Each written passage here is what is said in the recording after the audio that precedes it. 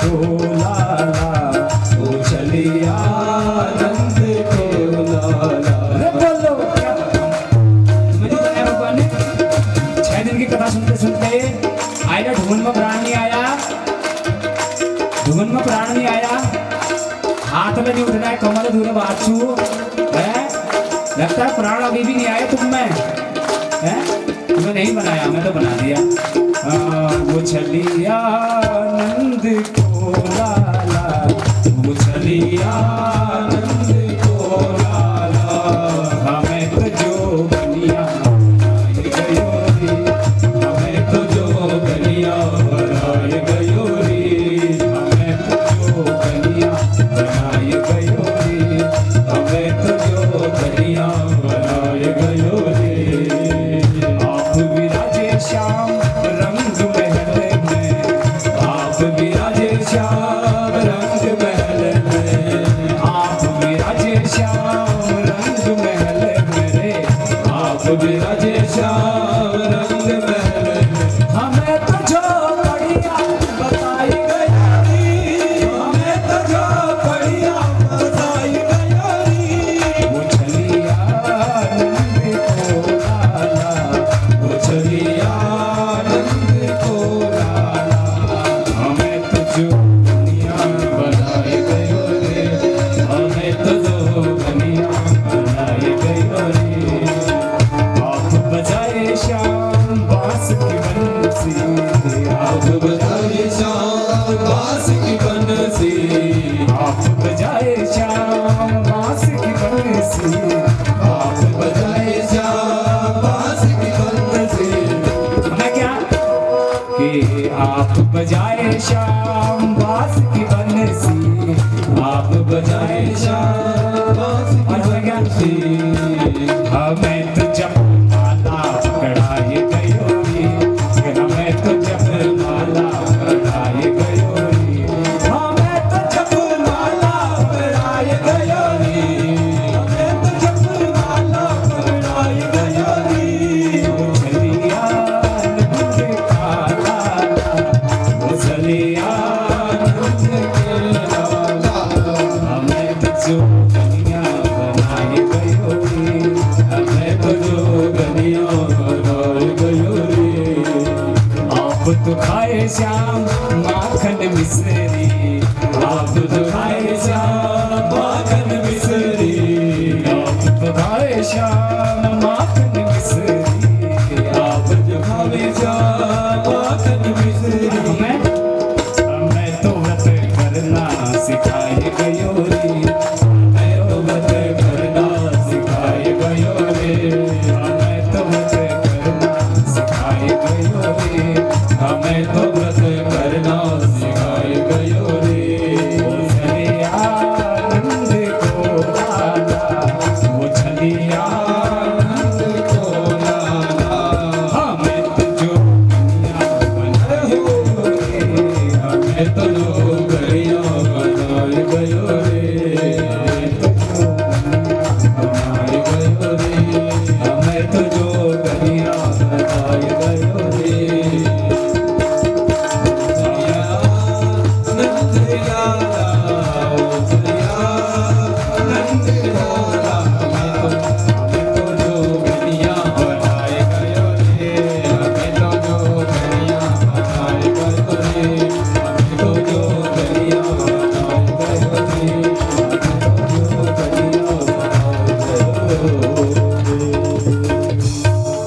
छलिया नंद को लाला है, अब मैं तो जिस जो आ गया वो रॉ के चक्कर में, वो श्याम का जोगन तो बहुत सी लीलाएं करी हैं ब्रिज में। अब वो समय आ चुका है जब भगवान को अपने इस अवतार को सार्थक करना है। भगवान कहते हैं बलदाऊ से कि बलदाऊ बहुत समय हो गया धरती पर आए, 12 साल 14 साल हो गए हैं। इन 14 सालों में अब वो नहीं हुआ जिसके लिए मैं आया था। धरती से राक्षसों को मारने के लिए, धरती से पापियों को मिटाने के लिए मेरा अवतरण हुआ था, लेकिन अभी तक उसकी छोटी मोटी शुरुआत हुई है, जो छोटे मोटे राक्षसों को मारा है। तो बलदाऊ ने कहा आप देखो कंस के मन में प्रेरणा डालता हूँ, कंस का पाप का घड़ा भर गया। कंस के मन में प्रेरणा आई कि ये कृष्ण को मैंने बहुत बार बुलावा भेजा, ये आया नहीं, अब एक काम करता हूँ, मारने के लिए भेजा मरा नहीं, अब एक काम करता बुलावा भेजता हूँ। अब बुलावा भेजूंगा, इसको यहाँ बुलाऊंगा, क्योंकि मामा था कंस, देवकी उसकी बहन थी कंस की, और कंस मामा था। कहाँ बुलावा भेजता हूँ, आएगा तो यही मारूंगा।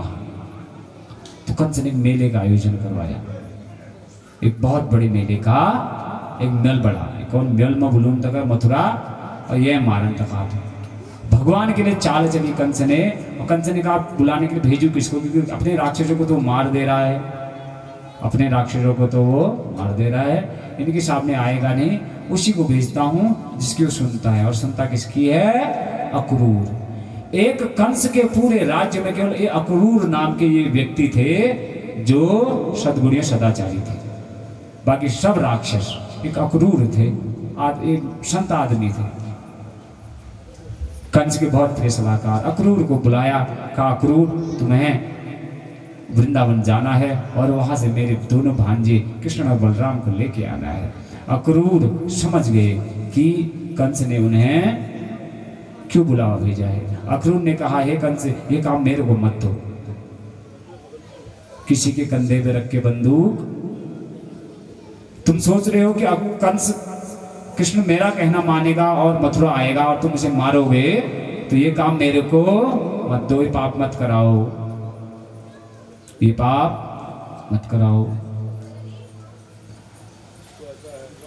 कि निशात सीमा दत्ता वसुदेव सिंहया निवारितो नारदेन तत्सुतो मृत्युयात् मनः राजन मनीषितं सम्यक्तवो स्वाद्यमार्जनं सिद्ध सिद्ध्यो समम कुर्यात् देवं मीवल साधनम।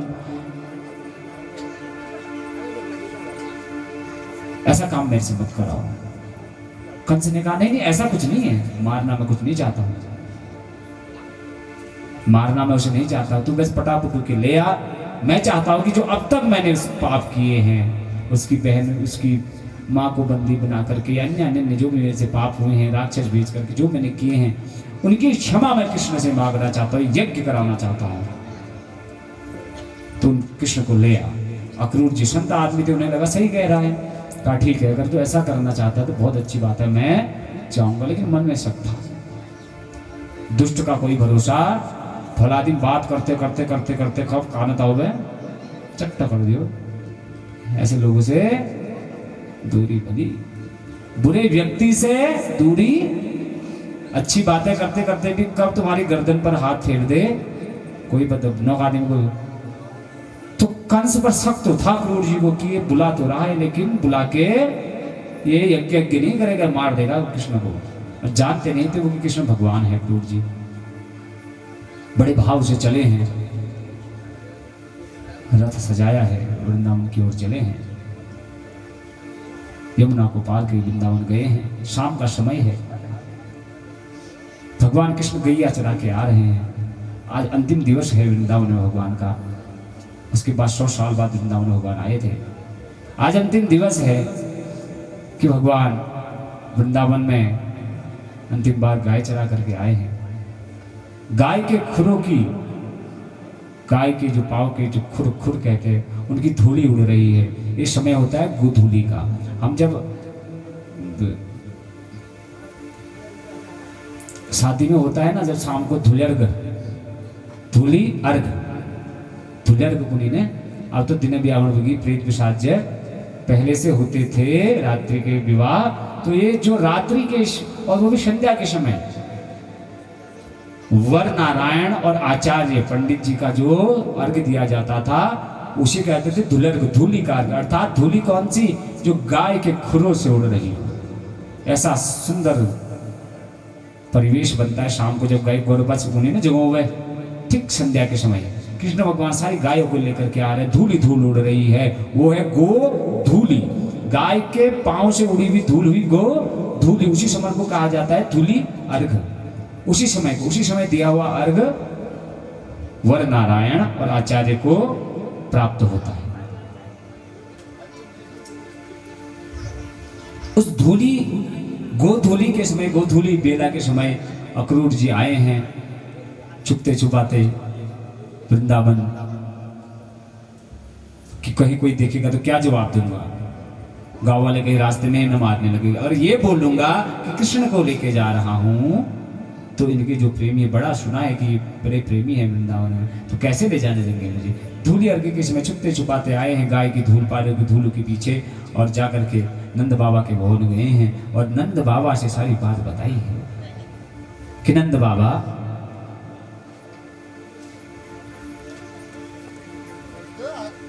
ऐसा ऐसा प्रस्ताव कंस ने रखा है, आपके पुत्र को बुलाओ भेजा है, और स्पष्ट बात कहता हूं कंस, मुझे लगता है कंस यज्ञ नहीं आपके पुत्र को। नंद बाबा ने कृष्ण को बुलाया, बताया है कि ऐसा ऐसा तेरे मामा ने बुलावा भेजा है, तुझे क्या लगता है जाना चाहिए। कृष्ण ने कहा इसी का तो इंतजार था, मामा कंस के बुलावे का तो इंतजार था कि मनोरथान करो तर्जनो देवतानपि युज्यते हर्ष शोकाभ्याम तथाप्याम करो मिते केसी तु कंस प्रहितः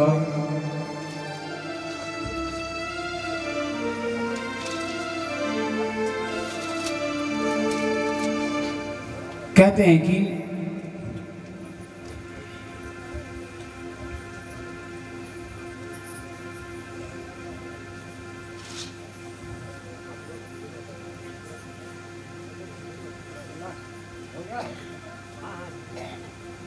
जब अक्रूर जी ने बताया कि आपके पुत्र को लेने आया हूं, वसुदेव जी ने कृष्ण को बुलाया, कृष्ण ने कहा यही तो चाहता था मैं भी जान जानी, अब क्योंकि मामा अंत खत्म होगा, मामा पूरा पाप का घड़ा मेरे मामा का, अब मैं मथुरा जाऊंगा। पिता के वसुदेव, नंद बाबा जानते थे कि पुत्र तो वसुदेव का ही है, पाला मैंने है, मैं मना करूं दूसरे की चीज को, जो चीज तुम्हारे पास किसी ने गिरवी रख दी हो और मांगने जाओ न दे तो बुरा लगता है ना।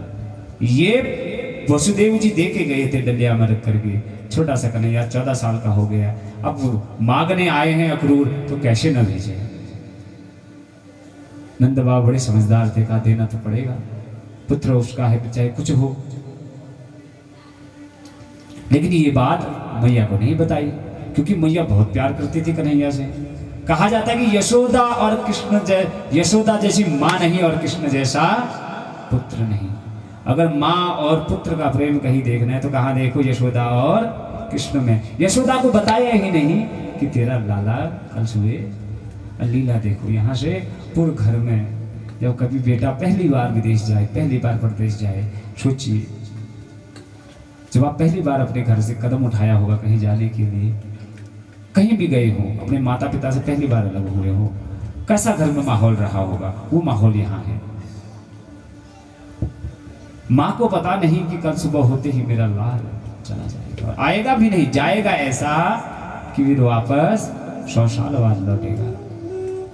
जिस कन्हैया को पूरे वृंदावन ने इतना प्यार दिया, जिसके चरण पखारे, जिसके पग पग में फूल बिछाए, जिस कन्हैया के बिना वृंदावन सोना सोना लगता था, ब्रिज गलियां सोना सोना लगती थी, दौड़ता था पूरी ब्रिज गलियों में, इधर उधर चहलकदमी करता था। घर भने नंतिर ए दीदी जी माकोड़ जाजबो कस जा नक चिताई न हो, घर में बताए नक चिताई न हैं भने को तो नक चिताई न, बिल्कुल सुनसानी है रे, वो भया जब मन लाग रू घर में। सोचिए तुम्हारा भाव कृष्ण के प्रति बनता है तो सोचिए, नहीं बनता है तो तुम्हारे भाव सोचिए कि वो मैया को बताया ही नहीं कि तेरा लाला सुबह चले जाएगा, और माँ से बात छुपा दी पापा ने, और अपने बापू मणि गुड़मुड़ी गए। कैसे बताते, कुछ हो जाता तो कैसे बताते, कैसे थामते माँ को, दुनिया को थाम सकते हैं माँ को। मैं कल भी कहा ना कि केवल औरतें ससुराल नहीं जाती हैं, लड़के भी जाते हैं। अपना माँ अपना परिवार छोड़ करके दूरस्थ नौकरी के लिए घर से निकले हैं, सब सारी खुशियां दाव पर लगा दी। औरत तो आई, अपना परिवार छोड़ करके दूसरे के घर में अपना सारा संसार दे दिया। पुत्र ने भी तो दिया, उसने भी तो अपना जीवन दे दिया उस औरत के लिए। अपने जो आज तक उस कवारे युवक के जीवन में जो पत्नी थी नहीं, जो बच्चे थे नहीं, कहाँ थे? जब वो कंवारा था तो कहाँ थी वो पत्नी, कहाँ वो बच्चे थे? लेकिन संसार का नियम है तो उसने अपनी नौकरी ढूंढी, परदेश गया, एक संसार वाला, और लगा दिया उसमें जीवन। संसार ऐसे चलता है। केवल लड़कियां अभी नहीं जाती ससुराल में, लड़के भी जाते हैं, लेकिन उस कष्ट को दुनिया ने छुपा दिया। आज कृष्ण के सामने, इसलिए कहते कृष्ण भविष्य के हैं। कृष्ण को समझिए, कृष्ण बता रहे हैं कि देखो वियोग केवल लड़कियों को नहीं होता है, वियोग लड़कों को भी होता है। अब वो दिखाते नहीं तो वो अलग बात है, और जो दिखाता नहीं उसी में सबसे ज्यादा होता है। जो दिखा देता है उसका सब बह जाता है। दो आंसू रो लोगे अंदर का मन हल्का हो जाएगा, लेकिन आंसू को अंदर रखोगे इधर कलेजे में, इसलिए पुरुष यहाँ रखता है पिता। अगर बेटी जाए ससुराल तो माँ तो रो देती है, बहन रो देती है, पिता कभी नहीं रोता। तो सोचिए क्या उसका हृदय नहीं होता? होता है तो उसके आंसू कहाँ रह जाते हैं? हृदय के भीतर भीतर रहते। क्या पिता पत्थर है? क्या पिता में हृदय नहीं? अगर हृदय नहीं तो संसार को चला कैसे रहा है? अगर हृदय नहीं तो उसने अपना जीवन किसी के लिए कैसे समर्पित कर दिया? बड़ा त्याग है पुरुष का, जितना बड़ा त्याग एक स्त्री का है शायद उससे बड़ा है। वो भोलेनाथ ने बताया था ना, जब सती चली गई थी कैसे पागल हो गई, और तीनों लोगों में माता सती के शव को लेकर के पागलों की तरफ घूमने लगे। पुरुष का वियोग उससे बड़ा है शायद, क्योंकि वो बताता नहीं, जो बताता नहीं उसका दुख बड़ा होता है। नंद बाबा हृदय में रख लिया, और चली विदाई में माँ तो रो देती है। पिता कितना बड़ा हृदय होता है पिता का, कि वो सारा पी जाता है, एक आंसू तक आंख से नहीं निकलते। एक बार अगर मान लीजिए लड़की की विदाई हो रही है, माँ रो रही हो, पिता को कोई, पिता देखिए पिता पूरे कर्म में रहेगा। गुनी ने चिली जब्या हतड़ पतड़ एक महीने से लड़की की शादी की तैयारी पिता करता है, लेकिन जैसे ही विदाई का समय आएगा पिता वहां नहीं दिखता। क्यों? कि कहीं मेरे आंसू दुनिया न देख ले, क्यों मेरा परिवार ये न समझ ले, क्योंकि देखो पत्नी सब रो रहे, अगर मैं रो गया मेरा परिवार टूट जाएगा। बच्चे इस डर से पिता कभी विदाई के समय गायब, पिता कहीं चले जाता है अकेले कमरे में। क्यों? कारण यही है, वो सोचता है कि मेरे आंसू से मेरा परिवार कमजोर न हो जाए। तो क्या पिता की आंखों में आंसू नहीं? क्या उसका हृदय नहीं प्रशीजता अपनी लड़की के लिए? क्या अपने बेटे को जाते देख के वो नहीं रोता? रोता है, दुनिया को नहीं दिखाता, आंसू उसके नहीं दिखते। नंद बाबा किसी को अपने आंसू नहीं दिखाते हैं, और रात भर नींद नहीं आती है, कभी ये करवट कभी वो करवट, कभी चलते हैं कभी। क्या क्रूर जी ने कह दिया बुलावा आया है, करे तो करे क्या? 90 वर्ष में औलाद मिली थी, बड़ा उस समय बड़ा उत्सव मनाया था कि बेटा हो गया, तारेगा। आज वो उत्सव वियोग में बदलने वाला है, वो वियोग की घड़ी आने वाली है। और अपने दुख से ज्यादा यशोदा का दुख है कि चलो मैं तो पुरुष हूँ, हृदय पर पत्थर रखूंगा। ये यशोदा कैसे रखेगी? यशोदा कैसे रखेगी? इसको कैसे समझाऊंगा? अपना दुख तो संभले नहीं संभलता है। हाय रे पिता की बेबसी, हाय रे मजबूरी इस पिता की, हाय रे उसका दुख। सोचिए क्या बीतती होगी कि अपने कलेजे को थाम करके अपने बेटे को विदा करेगा, और अपने से ज्यादा दुख अपनी पत्नी के रोने का होगा। उसकी भावनाएं कहीं दब जाएंगी, उसके आंसू कहीं दब जाएंगे। नंद बाबा रात भर चलते रहते हैं। बुढ़ापे का सहारा था, बुढ़ापे में हुआ था, सोचा था पोते देखूंगा पर पोते देखूंगा, सोचा था पोते देखूंगा पर पोते देखूंगा, आगे की पीढ़ी को देखूंगा, खिलाऊंगा उन्हें अपनी गोद पर। लेकिन हाय रे मेरी किस्मत, ये वियोग विधाता ने कैसा लिखा। बेचारे बूढ़े से नंद बाबा 90 वर्ष के, अब तब 90 थे, अब 104 वर्ष के, और बूढ़े से नंद बाबा बुढ़ापे का सहारा चलता हुआ देखकर भी चुपचाप एक कोने में जाके बैठ गए, और रात भर अंदर ही अंदर सिसकते रहे, रोते रहे, भीतर ही भीतर। अक्रूर जी उनकी दशा देख करके रहा नहीं गया, अक्रूर जी से सांत्वना देने लगे। अक्रूर जी समझाने लगे कि शोक मत करो, तुम्हारा पुत्र तो केवल जग को उतारने के लिए पैदा हुआ है, एक जगह तो रह ही नहीं सकता है। भले बेटी को किसी ने पाला हो, बेटी पराया धन होती है, ये सबको पता है, लेकिन पालता तो व्यक्ति अपना ही समझ के है। पिता उसको अपना ही समझ के पालता है कि पराया धन समझ के पालता है। उतना ही खर्चा करता है जिंदा बेटे में, उतना ही मोह, बल्कि पिता ज्यादा करता है, पुत्र से ज्यादा पुत्री को प्रेम करता है पिता, और माँ पुत्र से ज्यादा पुत्र को करती है। विपरीत घटना घटती है, विपरीत घटना घटती है। मैं चल का ज्यादा प्रेम करो, भवचेली का ज्यादा करो, लेकिन कहते हैं कि लड़की पराया धन होती है। तो क्या पिता उसको उस प्यार से नहीं पालता कि पराया धन है, जाना ही है, पालता है, उसी प्रेम से पालता है। तो सोचो जब देता होगा कलेजे का टुकड़ा तो क्या हृदय फटता होगा उस पिता का, क्या हृदय फटता होगा कि अब ये मेरे कुल गोत्र से चली गई, मैंने इसका कन्यादान कर दिया, सौंप दिया, अब इसका वो हक यहाँ नहीं रहा पिता पर जो हक पहले था इसका, अब वो अधिकार नहीं रहा, उस हक से नहीं बोलेगी पापा जिस हक से पहले बोला करती थी। इसका संसार बढ़ जाएगा, इसके सुख दुख बट जाएंगे। पहले दिन रात यहाँ रहती थी, अब सालों में कभी आएगी। पहले दिन रात पापा पापा पापा कहती थी, अब सालों में दिनों में कभी फोन आएगा, चिट्ठी आएगी, अब नहीं रहेगी। वो वियोग है, वो दुख का भाव है जिसे पिता पी जाता है, पाल करके भी विदाई कर देता है पुत्री की। ऐसे पुत्र की विदाई है, पुत्री तब भी आ जाएगी, लेकिन कृष्ण गए तो फिर आए।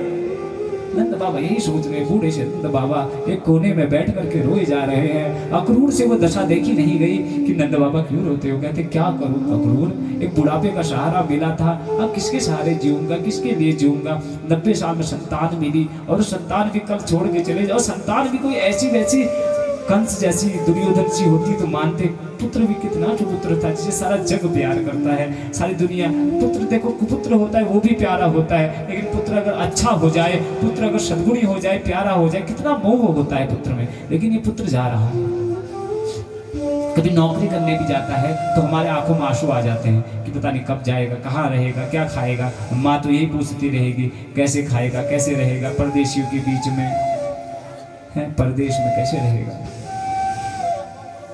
ना अपन को जान पछाड़ा हॉल है, अपने जैसा कोई नहीं होगा, कैसे रहेगा तू वहाँ। कितनी चिंता होती है एक नौकरी में जाने वाले। पहली बार जो घर से बाहर कदम उठाता है, हम सबने जब अपने जीवन में अपने अपने पद पर चलना शुरू किया, निकल गए अपने अपनी घर गृहस्थी की ओर, तो सोचिए उस पहली बार का क्या अनुभव रहा होगा। वही अनुभव आज दर्द दे रहा है नंद बाबा को। रोए जा रहे, सिसके जा रहे, अक्रूर जी समझा रहे हैं। कहते विधि का विधान है, विधि का विधान है। हर कोई अपने अपने जीवन में प्रवृत्ति के मार्ग पर बढ़ता है तो उसे कहीं ना कहीं जाना ही होता है।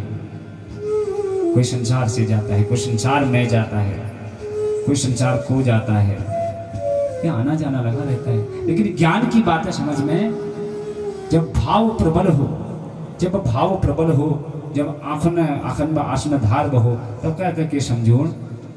नंद बाबा रो रहे हैं, जैसे तैसे सुबह हुई है, सुबह की पहली किरण हुई है। कृष्ण को भी कहा नींद आती, रात भर बलराम के साथ कृष्ण भी उनके कंधे से सर रख करके रात भर भैया के साथ बैठे रहे। दोनों भाई, न बाबा सोए, न अक्रूर सोए, न बलराम सोए, न कृष्ण सोए। यशोदा भी ये सब देखती रही रात भर कि आखिर ये लोग गए कहाँ, है कहाँ। क्योंकि चिंता, भैया नंद बाबा है नहीं तो वो है नहीं, तो पूछने लगी सुबह उठ करके कि नंद बाबा रात भर कहाँ थे। और कृष्ण भी कल मैया बोल करके जब सोने से पहले मेरे पास आए, कैसे आता। कृष्ण ने सोचा कि अगर माँ के पास सोने से पहले जाऊंगा कहीं आंखें मेरी सजल ना हो जाए, मेरी आंखों से आंसू ना आ जाए, माँ को पता न चल जाए कि मैं जाने वाला हूँ। और ये रात भर, दिन का वियोग तो तब भी सह लेगी, रात का वियोग कैसे सहेगी। कहा पर कृष्ण नहीं आया, कैसे जाता। कृष्ण ने सोचा मैं जाऊंगा तो कहीं माँ को पता, मेरी आंखें देख के माँ को पता न चल जाए कि अब वियोग होने वाला है। इसलिए कृष्ण, यशोदा को चिंता हो गई। यशोदा का हृदय, यशोदा माँ हृदय जोर जोर से धड़कने लगा। हाँ मुझे कुछ गलत की आशंका हो रही, मुझे लग रहा है कुछ गलत घटने वाला है, मेरे जीवन में कुछ ऐसा होने वाला है जो मैं सहन नहीं कर पाऊंगी। यशोदा बेचैन हो उठी। बताओ नंद बाबा क्या कारण है, क्यों अक्रूर जी आए हैं मथुरा से, ये अक्रूर क्यों आया है, किस लिए आया है। नंद बाबा ने कहा यशोदा तुझे हृदय पर पत्थर रखना हो, तुझे हृदय पर पत्थर ढूंढ धर गया वो चिलमियों पर ढूंढ कलेजे में। यशोदा तुझे हृदय पर पत्थर रखना होगा, तुझे जो मैं कहने जा रहा हूं उसे सुनने के लिए कलेजा फाड़ना होगा, कलेजा काट के रखना होगा। क्या कह रहे हो, साफ साफ कहो।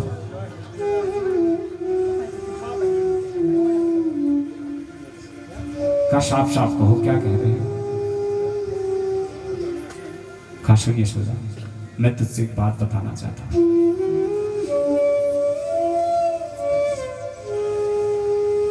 वसुदेव से जब मैंने कृष्ण की अदला बदली की थी तो उन्हें वचन दिया था कि जब जरूरत होगी तो वो कृष्ण को ले जा सकते। और यशोदा आज वो दिन आ गया और जो माने यूं सुना कि वो दिन आ गया है, उसकी आंखें खुली की खुली रह गई, मुंह से लार टपकती रह गई।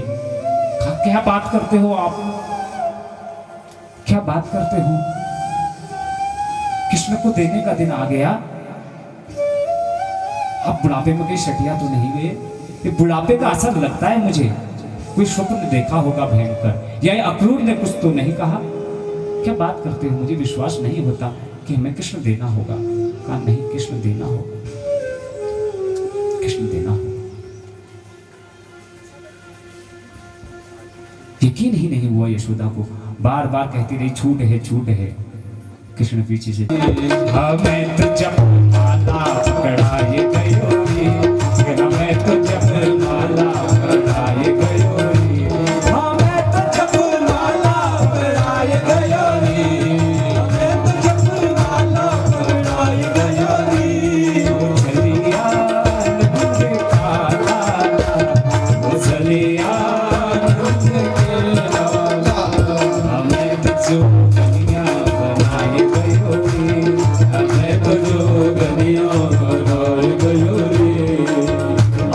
तो खाए श्याम माखन मिश्री, आप तो खाए श्याम माखन मिश्री, आप तो खाए श्याम माखन मिश्री, आप जो खाए श्याम माखन मिश्री। मैं तो व्रत करना सिखाए गयो रे, मैं तो व्रत करना सिखाए गयो रे, मैं तो व्रत करना सिखाए गयो रे, हमें तो व्रत करना सिखाए गयो रे। वो छलिया नंद को लाला, वो छलिया नंद को लाला, हमें तो जो कन्या बनाए रे,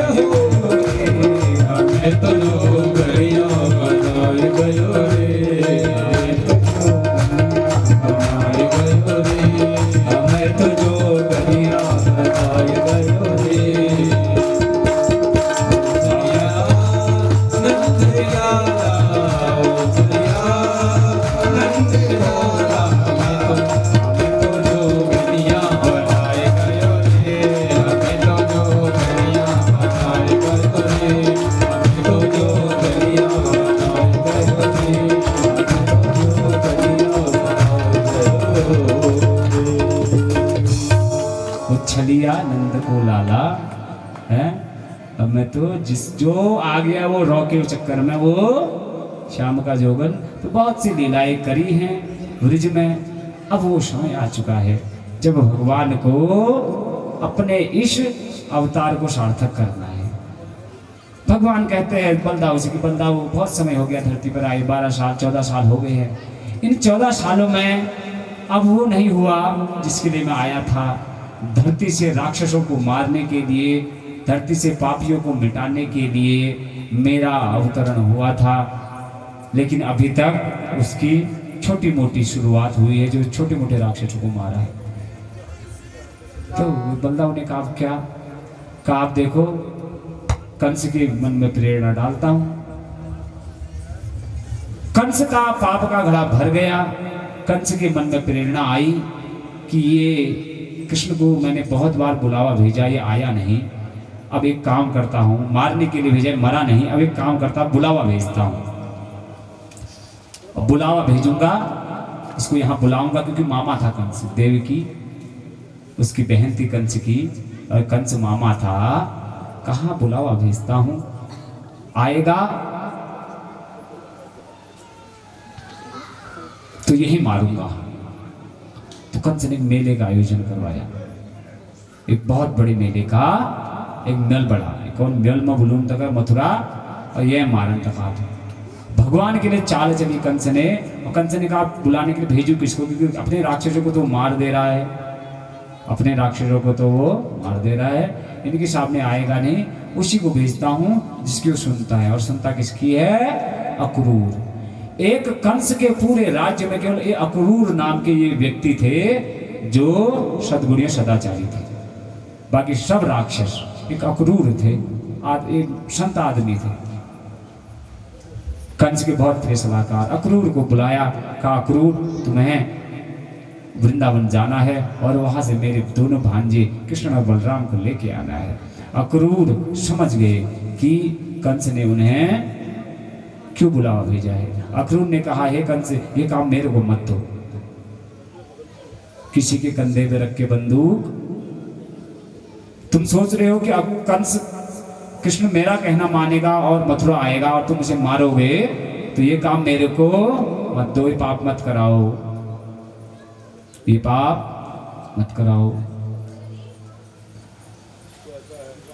कि निशात सीमा दत्ता वसुदेव सिंहया निवारितो नारदेन तत्सुतो मृत्युयात् मनः राजन मनीषितं सम्यक्तवो स्वाद्यमार्जनं सिद्ध सिद्ध्यो समम कुर्यात् देवं मीवल साधनम। ऐसा काम मेरे से मत कराओ।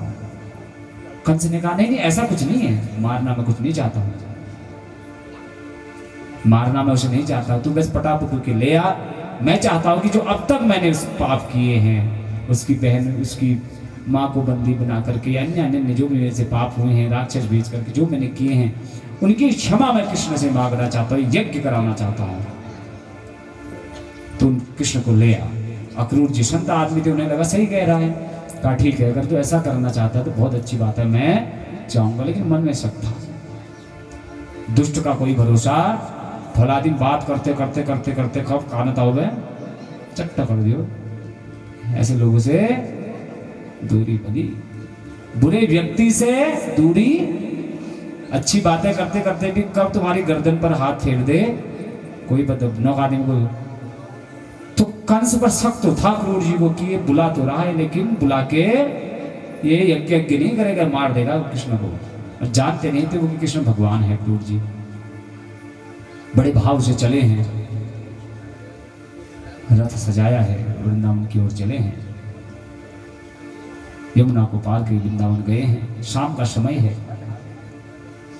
भगवान कृष्ण गैया चरा के आ रहे हैं। आज अंतिम दिवस है वृंदावन में भगवान का, उसके बाद 100 साल बाद वृंदावन में भगवान आए थे।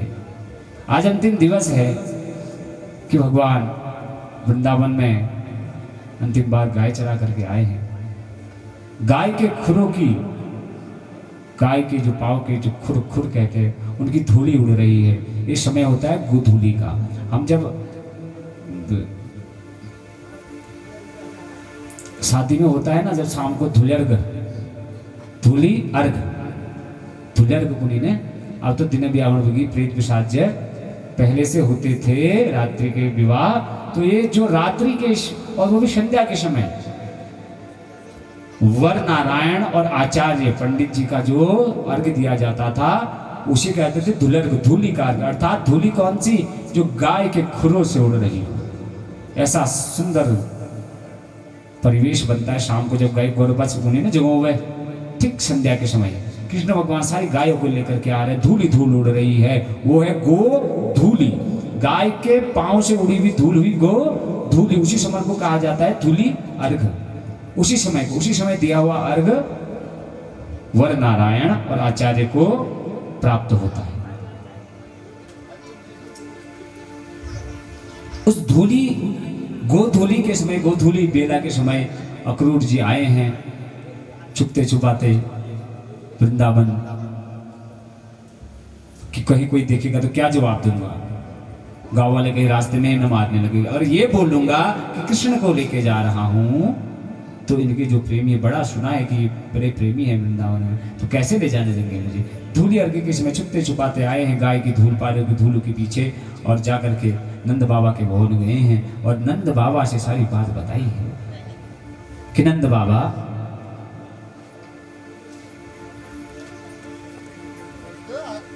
ऐसा ऐसा प्रस्ताव कंस ने रखा है, आपके पुत्र को बुलाओ भेजा है, और स्पष्ट बात कहता हूं कंस, मुझे लगता है कंस यज्ञ नहीं आपके पुत्र को। नंद बाबा ने कृष्ण को बुलाया, बताया है कि ऐसा ऐसा तेरे मामा ने बुलावा भेजा है, तुझे क्या लगता है जाना चाहिए।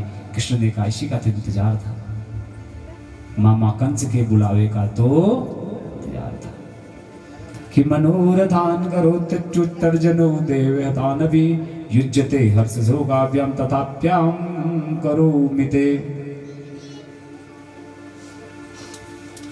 केसी तु कंस प्रहितः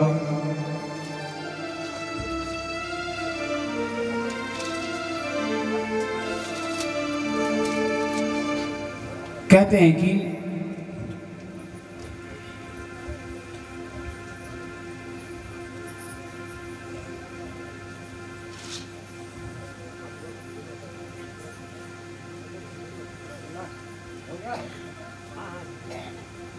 जब अक्रूर जी ने बताया कि आपके पुत्र को लेने आया हूं, वसुदेव जी ने कृष्ण को बुलाया, कृष्ण ने कहा यही तो चाहता था मैं भी जान जानी, अब क्योंकि मामा अंत खत्म होगा, मामा पूरा पाप का घड़ा मेरे मामा का, अब मैं मथुरा जाऊंगा। पिता के वसुदेव, नंद बाबा जानते थे कि पुत्र तो वसुदेव का ही है, पाला मैंने है, मैं मना करूं दूसरे की चीज को, जो चीज तुम्हारे पास किसी ने गिरवी रख दी हो और मांगने जाओ न दे तो बुरा लगता है ना। ये वसुदेव जी दे के गए थे डलिया में रख करके, छोटा सा कन्हैया 14 साल का हो गया, अब मांगने आए हैं अक्रूर तो कैसे न भेजे। नंद बाबा बड़े समझदार थे, कहा देना तो पड़ेगा, पुत्र उसका है चाहे कुछ हो। लेकिन ये बात मैया को नहीं बताई, क्योंकि मैया बहुत प्यार करती थी कन्हैया से। कहा जाता है कि यशोदा और कृष्ण यशोदा जैसी मां नहीं और कृष्ण जैसा पुत्र नहीं। अगर माँ और पुत्र का प्रेम कहीं देखना है तो कहाँ देखो, यशोदा और कृष्ण में। यशोदा को बताया ही नहीं कि तेरा लाला कल सुबह लीला देखो, यहाँ से पूरे घर में जब कभी बेटा पहली बार विदेश जाए, पहली बार प्रदेश जाए, सोचिए जब आप पहली बार अपने घर से कदम उठाया होगा कहीं जाने के लिए, कहीं भी गए हो, अपने माता पिता से पहली बार अलग हुए हो, कैसा घर में माहौल रहा होगा, वो माहौल यहाँ है। माँ को पता नहीं कि कल सुबह होते ही मेरा लाल चला जाएगा, और आएगा भी नहीं, जाएगा ऐसा कि फिर वापस 100 साल बाद लौटेगा। जिस कन्हैया को पूरे वृंदावन ने इतना प्यार दिया, जिसके चरण पखारे, जिसके पग पग में फूल बिछाए, जिस कन्हैया के बिना वृंदावन सोना सोना लगता था, ब्रिज गलियां सोना सोना लगती थी, दौड़ता था पूरी ब्रिज गलियों में, इधर उधर चलकदमी करता था। घर भने नंतिर ए दीदी जी माकोड़ जाजो कस जा नक चिताई न हो, घर में बताए नक चिताई न है, भने को तो नक चिताई न, बिल्कुल सुनसानी है रे, वो भया जब मन लाग रू घर में। सोचिए तुम्हारा भाव कृष्ण के प्रति बनता है तो सोचिए, नहीं बनता है तो तुम्हारे भाव सोचिए कि वो मैया को बताया ही नहीं कि तेरा लाला सुबह चले जाएगा, और माँ से बात छुपा दी पापा ने, और अपने बापू मणि गुड़मुड़ी गए। कैसे बताते, कुछ हो जाता तो कैसे बताते, कैसे थामते माँ को, दुनिया को थाम सकते हैं माँ को। मैं कल भी कहा ना कि केवल औरतें ससुराल नहीं जाती हैं, लड़के भी जाते हैं। अपना माँ अपना परिवार छोड़ करके दूरस्थ नौकरी के लिए घर से निकले हैं, सब सारी खुशियां दाव पर लगा दी। औरत तो आई, अपना परिवार छोड़ करके दूसरे के घर में अपना सारा संसार दे दिया। पुत्र ने भी तो दिया, उसने भी तो अपना जीवन दे दिया उस औरत के लिए, अपने जो आज तक उस कवारे युवक के जीवन में जो पत्नी थी नहीं, जो बच्चे थे नहीं, कहाँ थे जब वो कवारा था, तो कहाँ थी वो पत्नी, कहाँ बच्चे थे। लेकिन संसार का नियम है तो उसने अपनी नौकरी ढूंढी, परदेश गया, एक संसार वाला और लगा दिया उसमें जीवन। कि संसार ऐसे चलता है। केवल लड़कियां अभी नहीं जाती ससुराल में, लड़के भी जाते हैं, लेकिन उस कष्ट को दुनिया ने छुपा दिया। आज कृष्ण के सामने, इसलिए कहते कृष्ण भविष्य के हैं। कृष्ण को समझिए, कृष्ण बता रहे हैं कि देखो वियोग केवल लड़कियों को नहीं होता है, वियोग लड़कों को भी होता है। अब वो दिखाते नहीं तो वो अलग बात है, और जो दिखाता नहीं उसी में सबसे ज्यादा होता है। जो दिखा देता है उसका सब बह जाता है। 2 आंसू रो लोगे अंदर का मन हल्का हो जाएगा, लेकिन आंसू को अंदर रखोगे इधर कलेजे में। इसलिए पुरुष यहाँ रखता है पिता। अगर बेटी जाए ससुराल तो माँ तो रो देती है, बहन रो देती है, पिता कभी नहीं रोता। तो सोचिए क्या उसका हृदय नहीं होता? होता है। तो उसके आंसू कहाँ रह जाते हैं? हृदय के भीतर रहते। क्या पिता पत्थर है? क्या पिता में हृदय नहीं? अगर हृदय नहीं तो संसार को चला कैसे रहा है? अगर हृदय नहीं तो उसने अपना जीवन किसी के लिए कैसे समर्पित कर दिया? बड़ा त्याग है पुरुष का, जितना बड़ा त्याग एक स्त्री का है शायद उससे बड़ा है।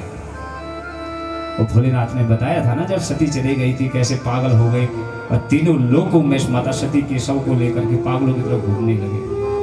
पुरुष का वियोग उससे बड़ा है शायद, क्योंकि वो बताता नहीं, जो बताता नहीं उसका दुख बड़ा होता है। नंद बाबा हृदय में रख लिया और चली विदाई में माँ तो रो देती है। पिता कितना बड़ा हृदय होता है पिता का कि वो सारा पी जाता है, एक आंसू तक आंख से नहीं निकलते। एक बार अगर मान लीजिए लड़की की विदाई हो रही है, माँ रो रही हो, पिता को कोई पिता देखिए पिता पूरे कर्म में रहेगा। कुनी ने चिली जब्या हतड़ पतड़ एक महीने से लड़की की शादी की तैयारी पिता करता है, लेकिन जैसे ही विदाई का समय आएगा पिता वहां नहीं दिखता है। क्यों? कि कहीं मेरे आंसू दुनिया न देख ले, क्यों मेरा परिवार ये न समझ ले। क्योंकि देखो पत्नी सब रो रहे, अगर मैं रो गया मेरा परिवार टूट जाएगा कुछ। इस डर से पिता कभी विदाई के समय गायब, पिता कहीं चले जाता है अकेले कमरे में। क्यों? कारण यही है, वो सोचता है कि मेरे आंसू से मेरा परिवार कमजोर न हो जाए। तो क्या पिता की आंखों में आंसू नहीं? क्या उसका हृदय नहीं प्रशीजता अपनी लड़की के लिए? क्या अपने बेटे को जाते देख के वो नहीं रोता? रोता है, दुनिया को नहीं दिखाता, आंसू उसके नहीं दिखते। नंद बाबा किसी को अपने आंसू नहीं दिखाते हैं, और रात भर नींद नहीं आती है। कभी ये करवट, कभी वो करवट, कभी चलते हैं, कभी क्या क्रूर जी ने कह दिया बुलावा आया है, करे तो करे क्या। 90 वर्ष में औलाद मिली थी, बड़ा उस समय बड़ा उत्सव मनाया था कि बेटा हो गया, तारेगा। आज वो उत्सव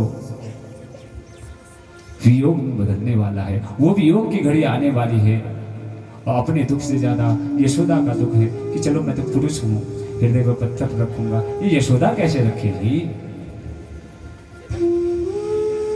यशोदा कैसे रखेगी? इसको कैसे समझाऊंगा? अपना दुख तो संभले नहीं संभलता है। हाय रे पिता की बेबसी, हाय रे मजबूरी उस पिता की, हाय रे उसका दुख। सोचिए क्या बीतती होगी कि अपने कलेजे को थाम करके अपने बेटे को विदा करेगा, और अपने से ज्यादा दुख अपनी पत्नी के रोने का होगा। उसकी भावनाएं कहीं दब जाएंगी, उसके आंसू कहीं दब जाएंगे। नंद बाबा रात भर चलते रहते हैं। बुढ़ापे का सहारा था, बुढ़ापे में हुआ था, सोचा था पोते देखूंगा पर पोते देखूंगा, सोचा था पोते देखूंगा पर पोते देखूंगा, आगे की पीढ़ी को देखूंगा, खिलाऊंगा उन्हें अपनी गोद पर। लेकिन हाय रे मेरी किस्मत, ये वियोग विधाता ने कैसा लिखा। बेचारे बूढ़े से नंद बाबा 90 वर्ष के, अब तब 90 थे, अब 104 वर्ष के, और बूढ़े से नंद बाबा बुढ़ापे का सहारा छिलता हुआ देखकर भी चुपचाप एक कोने में जाके बैठ गए, और रात भर अंदर ही अंदर सिसकते रहे, रोते रहे, भीतर ही भीतर। अक्रूर जी उनकी दशा देख करके रहा नहीं गया। अक्रूर जी से सांत्वना देने लगे, अक्रूर जी समझाने लगे कि शोक मत करो, तुम्हारा पुत्र तो केवल जग को उतारने के लिए पैदा हुआ है, एक जगह तो रह नहीं सकता है। बेटी को किसी ने पाला हो। बेटी पराया धन होती है, ये सबको पता है, लेकिन पालता तो व्यक्ति अपना ही समझ के है। पिता उसको अपना ही समझ के पालता है कि पराया धन समझ के पालता है। उतना ही खर्चा करता है जिंदा बेटे में, उतना ही मोह, बल्कि पिता ज्यादा करता है। पुत्र से ज्यादा पुत्री को प्रेम करता है पिता, और माँ पुत्र से ज्यादा पुत्र को करती है। विपरीत घटना घटती है, विपरीत घटना घटती है। मैं चल का ज्यादा प्रेम करो, बहुचेली का ज्यादा करो, लेकिन कहते कि लड़की पराया धन होती है। तो क्या पिता उसको उस प्यार से नहीं पालता कि पराया धन है, जाना ही है, पालता है, उसी प्रेम से पालता है। तो सोचो जब देता होगा कलेजे का टुकड़ा तो क्या हृदय फटता होगा उस पिता का, क्या हृदय फटता होगा कि अब ये मेरे कुल गोत्र से चली गई, मैंने इसका कन्यादान कर दिया, सौंप दिया, अब इसका वो हक यहाँ नहीं रहा पिता पर जो हक पहले था इसका, अब वो अधिकार नहीं रहा, उस हक से नहीं बोलेगी पापा जिस हक से पहले बोला करती थी। इसका संसार बढ़ जाएगा, इसके सुख दुख बढ़ जाएंगे। पहले दिन रात यहाँ रहती थी, अब सालों में कभी आएगी। पहले दिन रात पापा पापा पापा कहती थी, अब सालों में दिनों में कभी फोन आएगा, चिट्ठी आएगी, अब नहीं रहेगी। वो वियोग है, वो दुख का भाव है जिसे पिता पी जाता है, पाल करके भी विदाई कर देता है पुत्री की। ऐसे पुत्र की विदाई है, पुत्री तब भी आ जाएगी, लेकिन कृष्ण गए तो फिर आए। नंद बाबा यही सोच रहे, बूढ़े से नंद बाबा एक कोने में बैठ करके रोए जा रहे हैं। अक्रूर से वो दशा देखी नहीं गई कि नंद बाबा क्यों रोते हो। कहते क्या करूं अक्रूर, एक बुढ़ापे का सहारा मिला था, अब किसके सहारे जीऊंगा, किसके लिए जीऊंगा। 90 साल में संतान मिली और संतान भी कल छोड़ के चले जाओ। संतान भी कोई ऐसी वैसी कंस जैसी दुर्योधन सी होती तो मानते, पुत्र भी कितना सुपुत्र था जिसे सारा जग प्यार करता है, सारी दुनिया। पुत्र देखो कुपुत्र होता है वो भी प्यारा होता है, लेकिन पुत्र अगर अच्छा हो जाए, पुत्र अगर सद्गुणी हो जाए, प्यारा हो जाए, कितना मोह होता है पुत्र में। लेकिन ये पुत्र जा रहा है, कभी नौकरी करने भी जाता है तो हमारे आंखों में आंसू आ जाते हैं कि पता नहीं कब जाएगा, कहाँ रहेगा, क्या खाएगा। माँ तो यही पूछती रहेगी कैसे खाएगा, कैसे रहेगा, परदेशियों के बीच में है, परदेश में कैसे रहेगा। ना अपन को जान पछाड़ा हॉल है, अपने जैसा कोई नहीं होगा, कैसे रहेगा तू वहाँ। कितनी चिंता होती है एक नौकरी में जाने वाले। पहली बार जो घर से बाहर कदम उठाता है, हम सबने जब अपन अपने जीवन में अपने अपने पद पर चलना शुरू किया, निकल गए अपने अपनी घर गृहस्थी की ओर, तो सोचिए उस पहली बार का क्या अनुभव रहा होगा। वही अनुभव आज दर्द दे रहा है नंद बाबा को। रोए जा रहे, सिसके जा रहे, अक्रूर जी समझा रहे हैं, कहते विधि का विधान है, विधि का विधान है। हर कोई अपने अपने जीवन में प्रगति के मार्ग पर बढ़ता है तो उसे कहीं न कहीं जाना ही होता है। कोई संसार से जाता है, कोई संसार में जाता है, कोई संसार खो जाता है, ये आना जाना लगा रहता है। लेकिन ज्ञान की बात है समझ में, जब भाव प्रबल हो, जब भाव प्रबल हो, जब आखन आसन धार बहो, तब क्या करके समझो। नंद बाबा रो रहे हैं, जैसे तैसे सुबह हुई है, सुबह की पहली किरण हुई है। कृष्ण को भी कहा नींद आती, रात भर बलराम के साथ कृष्ण भी उनके कंधे से सर रख करके रात भर भैया के साथ बैठे रहे। दोनों भाई, न बाबा सोए, न अक्रूर सोए, न बलराम सोए, न कृष्ण सोए। यशोदा भी ये सब देखती रही रात भर कि आखिर ये लोग गए कहाँ, है कहाँ, क्योंकि चिंता, भैया नंद बाबा है नहीं तो वो है नहीं। तो पूछने लगी सुबह उठ करके कि नंद बाबा रात भर कहाँ थे। और कृष्ण भी कल मैया बोल करके जब सोने से पहले मेरे पास आए, कैसे आता। कृष्ण ने सोचा कि अगर माँ के पास सोने से पहले जाऊंगा कहीं आंखें मेरी सजल ना हो जाए, मेरी आंखों से आंसू ना आ जाए, माँ को पता न चल जाए कि मैं जाने वाला हूँ। और ये रात भर, दिन का वियोग तो तब भी सह लेगी, रात का वियोग कैसे सहेगी। कहा पर कृष्ण नहीं आया, कैसे जाता। कृष्ण ने सोचा मैं जाऊंगा तो कहीं माँ को पता, मेरी आंखें देख के माँ को पता न चल जाए कि अब वियोग होने वाला है। इसलिए कृष्ण, यशोदा को चिंता हो गई, यशोदा का हृदय, यशोदा माँ हृदय जोर जोर से धड़कने लगा। हाँ मुझे कुछ गलत की आशंका हो रही, मुझे लग रहा है कुछ गलत घटने वाला है, मेरे जीवन में कुछ ऐसा होने वाला है जो मैं सहन नहीं कर पाऊंगी। यशोदा बेचैन हो उठी, बताओ नंद बाबा क्या कारण है, क्यों अक्रूर जी आए हैं मथुरा से, ये अक्रूर क्यों आया है, किस लिए आया है। नंद बाबा ने कहा यशोदा तुझे हृदय पर पत्थर रखना होगा, तुझे हृदय पर पत्थर ढूंढ धर गया वो चिलबियों पर ढूंढ कलेजे में यशोदा, तुझे हृदय पर पत्थर रखना होगा। तुझे जो मैं कहने जा रहा हूं उसे सुनने के लिए कलेजा फाड़ना होगा, कलेजा काट के रखना होगा। क्या कह रहे हो? साफ साफ कहो।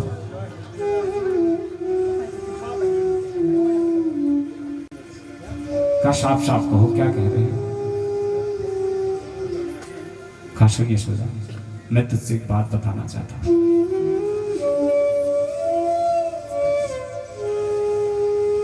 वसुदेव से जब मैंने कृष्ण की अदला बदली की थी तो उन्हें वचन दिया था कि जब जरूरत होगी तो वो कृष्ण को ले जा सकते। और यशोदा, आज वो दिन आ गया और जो माँ ने यूं सुना कि वो दिन आ गया है, उसकी आंखें खुली की खुली रह गई, मुंह से लार टपकती रह गई। क्या बात करते हो आप? क्या बात करते हो? कृष्ण को देने का दिन आ गया, अब बुढ़ापे में कहीं सटिया तो नहीं गए? ये बुढ़ापे का असर लगता है मुझे।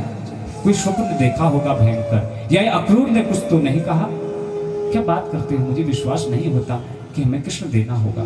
कहा नहीं, कृष्ण देना होगा, कृष्ण देना होगा। यकीन ही नहीं हुआ यशोदा को, बार बार कहती रही छूट है छूट है। कृष्ण पीछे से मुश्किल है सहन करना ये दर्द जुदाई का,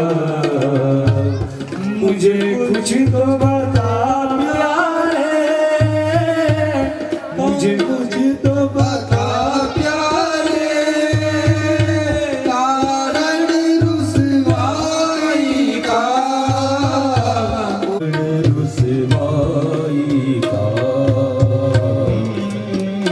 झूठे तेरे वादों पर, झूठे तेरे वादों पर एतवार किया हमने, झूठे तेरे वादों पर एतवार, तेरी कृपा को सुनकर ही तुझे प्यार किया हमने, तेरी कृपा को सुनकर ही तुझे प्यार किया हमने, तुझे प्यार किया हमने, तुझे प्यार किया हमने।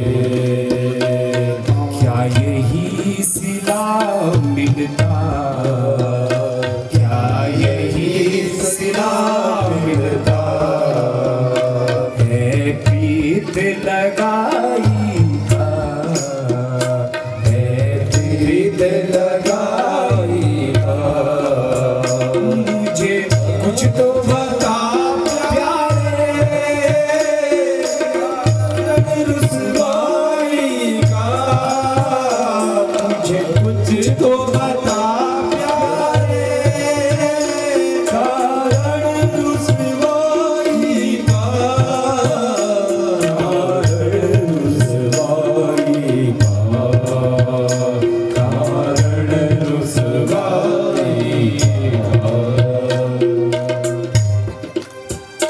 गर नजर में अवगुण थे, तेरी नजर में अवगुण थे, तो क्यों अपनाया था?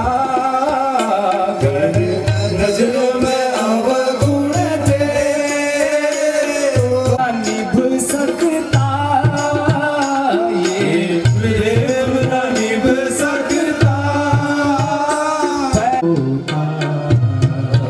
मौका तो दिया होता, मेरी प्रीत सफाई का, मेरी प्रीत सफाई का। मुझे कुछ तो बता प्यारे, कारण रुसवाई का। ओ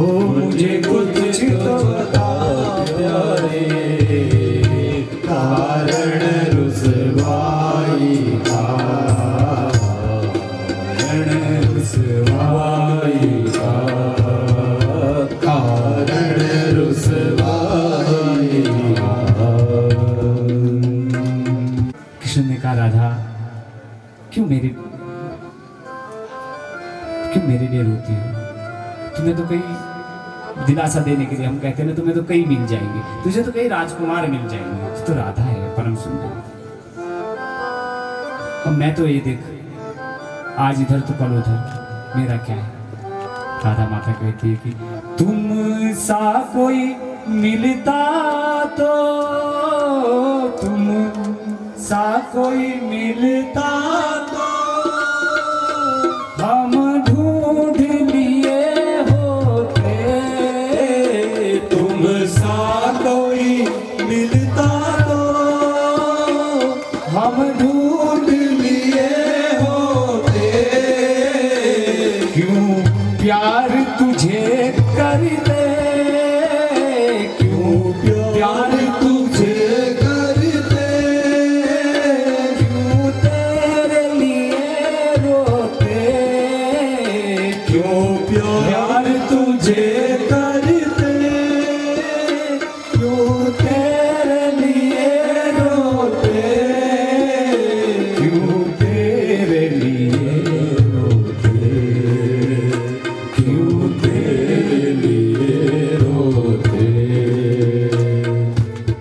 कि मुख मोड़ के बैठे हो, मुख मोड़ के बैठे हो, क्या ये दर्द जुदाई का, क्या ये दर्द जुदाई का, मुझे कुछ तो बता रे, कारण रुसवाई का, मुझे कुछ तो बता प्यारे, कारण रुसवाई का। जाता हूँ मैं तुझे एक चीज दे के जाता हूँ जी, क्योंकि उसे वो राधा को, क्योंकि अब कृष्ण जिस रूप में जाने वाले थे और लीला और प्रेम से अलग था, वो था संसार के कर्तव्य का। अभी का राजा बनने जा रहे थे, राधा को समझा बुझा करके अक्रूर को लेकर के गए हैं। एक लीला भगवान ने की है। अक्रूर के मन में शक था कि कन्हैया को कहीं कंस न मार दे, तो कहते हैं कि अक्रूर को कन्हैया ने कहा कि अक्रूर जी हम बड़ी दूर से चले आ रहे हैं, सामने यमुना नदी है, जाकर जरा स्नान कर लो, लगता है तुम थक गए हो। अक्रूर ने कहा कन्हैया बात सही करते हो, हम थक गए हैं। और अक्रूर जी रथ से नीचे आते हैं, कृष्ण और बलराम से कहते हैं कि आप रथ में ही बैठे रहना, कहीं मत जाना, मैं जल्दी नहा के आता हूँ। अक्रूर जी जाते हैं, यमुना में बैठते हैं, जैसे डुबकी लगाते हैं, आँख खोलते तो देखते हैं कि यमुना के भीतर दोनों बलराम और कृष्ण बैठे हैं।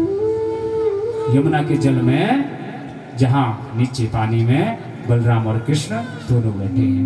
अक्रूर जी को बड़ा आश्चर्य होता है कि अभी तो रथ पर छोड़ के आया था, कहाँ यहाँ आ गए।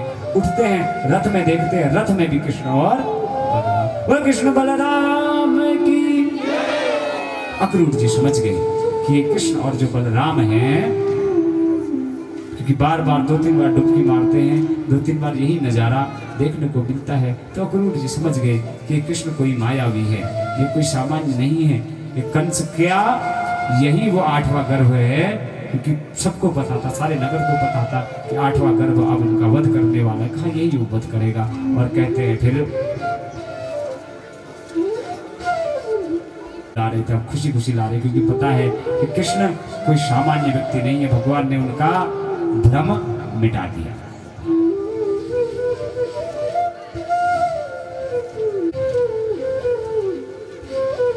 मथुरा पहुंच करके उनको उनके जनवासी में ठहराया गया है।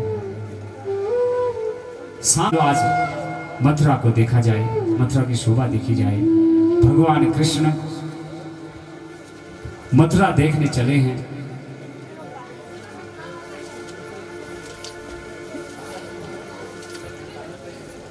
कृष्ण चले हैं, देखते हैं कि मथुरा कितना सुंदर सजा है।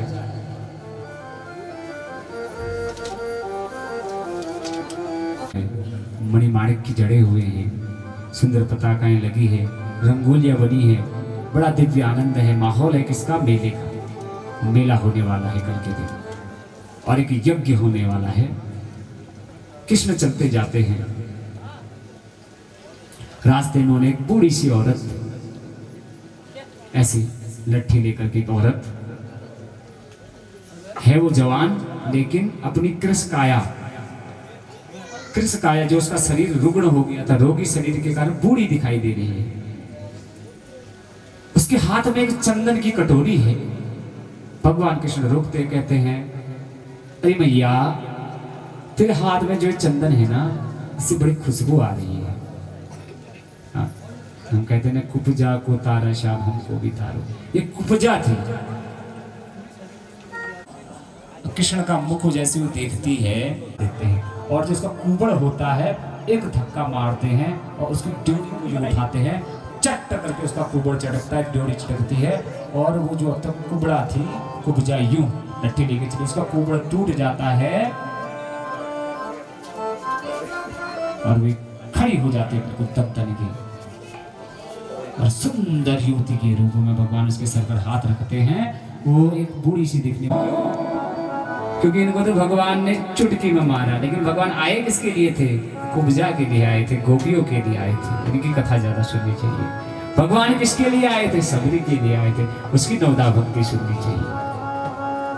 इसको तो बस भगवान ने अंदर गए, फटाफट काम खत्म। पहले हाथी मारा, चारुण मारा, मुष्टिक मारा, कंस बकवास करने लगा तो उछल कर गए, सिंहासन से नीचे पटक करके उछल के आए, क्योंकि मारने वाले से बचा। भगवान यही कहते हैं कि मारना तो निर्भय हाथ का खेल है। नीचे पटका और वहीं से उछल करके कृष्ण आए और छाती में पांव रखा और छाती में जुही मारा।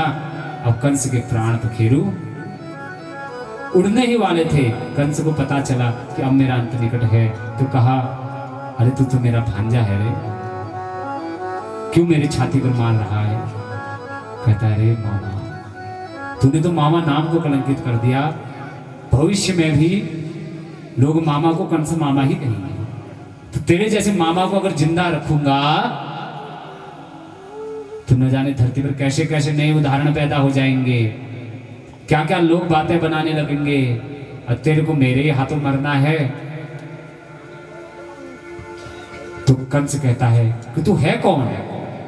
मुझे आकाशवाणी ने बताया था कि तू कोई भगवान है, तो तू है कौन? कौन सा अवतार है ये तो बता मारने से पहले।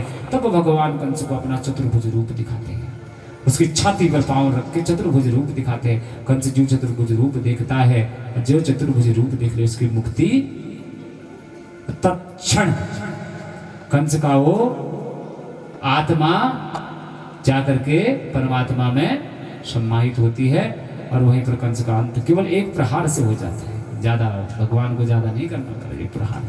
वहां से भगवान जाते हैं अपने किन्नेन्दुर्नंद भवो योम्नि ब्रह्मसूदा विभूतयः पुष्पे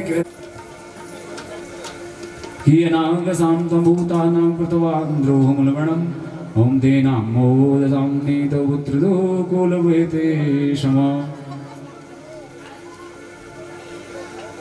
इसके बाद भगवान जाकर के अपनी माता पिता दोनों को छुड़ाते हैं, अपने नाना उग्रसेन को छुड़ाते हैं। उग्रसेन को गद्दी पर